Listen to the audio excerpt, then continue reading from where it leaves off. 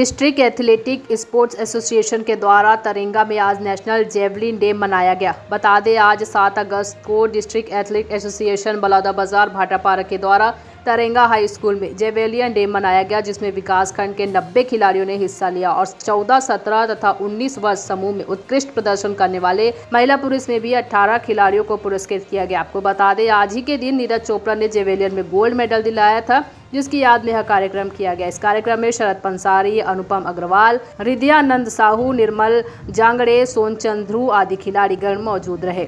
भाटापारा से अमृत साहू की रिपोर्ट। आज 7 अगस्त को हम सब यहाँ पर जेवलिन थ्रो दिवस मनाने के लिए एकत्रित हुए हैं।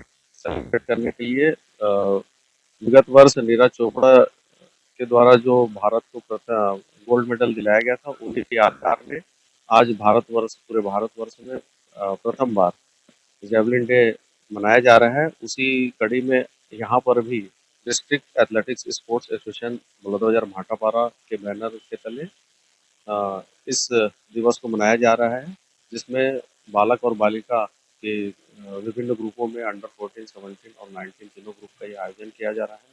और जो खिलाड़ी मेडल प्रथम 3 रैंक में फर्स्ट सेकंड था, उनको आयोजन समिति के द्वारा मेडल प्रदान किया जा रहा है।